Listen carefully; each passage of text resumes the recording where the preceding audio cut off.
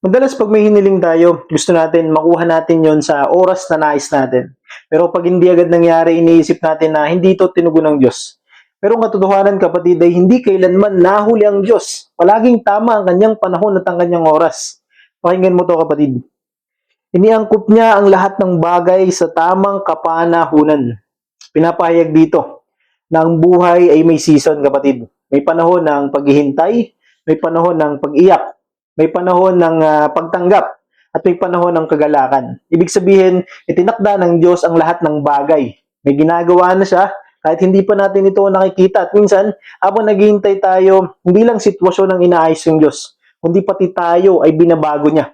Pinapaalala din sa atin ang mga salitang ito, ang katotohanan ng buhay, na hindi natin kontrolado ang lahat ng bagay dito sa mundo. Hindi natin kontrolado ang mga mangyayari, pero kontrolado ito ng Diyos. Kontrolado niya ang lahat ng bagay. God sees the bigger picture. Kung minsan, ang hinihingi natin ay good, pero ang binibigay niya ay best. At palaging sa tamang panahon. Hindi dahil inaakala nating delayed, ay denied na.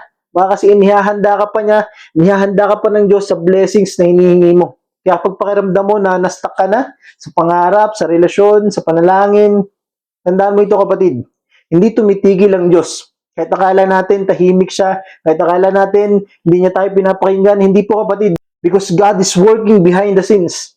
At pag dumating ang tamang oras, you will realize na worth it ang paghihintay, kapatid. At kung may hinihiling ka ngayon, kung may pinagpipray ka sa Diyos, huwag kang mawala ng pag-asa.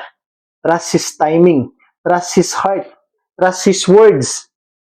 Baka hindi pa ibinibigay ng Diyos kasi may mas magandang plano pa siya kaysa sa inaakala mo.